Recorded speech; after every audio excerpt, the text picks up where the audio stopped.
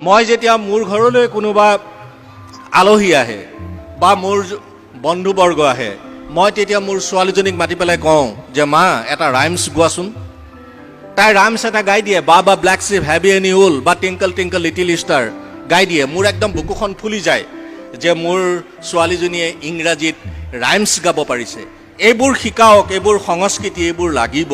কিন্তু তাৰ লগে লগে আপোনালোকে আপোনালোকৰ ল'ৰা ছোৱালীক এইটোও শিকাব, হিয়ালিয়ে নাহিবি ৰাতি, তোৰে কাণে কাটি লগামে বাতি, আমাৰে মইনা শুবয়ে, বাৰীতে বগৰী ৰুবয়ে, বাৰীৰে বগৰী পকি সৰি যাব, মইনাই বুটলি খাব।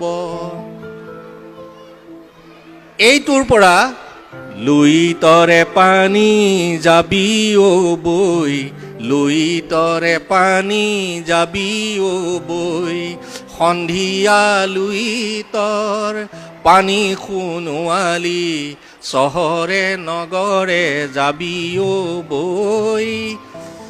ইয়াত সোমাই থকা দৃষ্টিনন্দন, নান্দনিক, ছান্দসিক, ছন্দোবদ্ধ, জীৱন প্ৰবাহ, মানৱীয় প্ৰমূল্য, এই সাংস্কৃতিক বিজ্ঞান যাত্ৰাৰ যিটো সোঁত, যিটো শব্দকলা, যিটো বাক্য গঠন, সেইবোৰ আন ক'ৰবাত আছে বুলি মই নাভাবোঁ।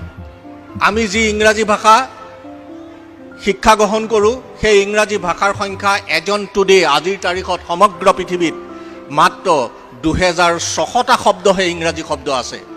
পৃথিৱীৰ বিভিন্ন দেশ দখল কৰি সেই বিভিন্ন দেশৰ পৰা সংগ্ৰহ কৰা শব্দৰ সংখ্যাৰ সৈতে ইংৰাজী ভাষাৰ শব্দৰ সংখ্যা আজিৰ তাৰিখত 12,000, প্ৰায় 550।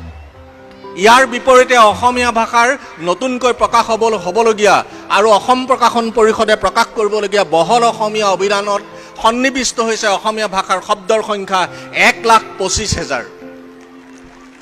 আমি কিমান চহকী!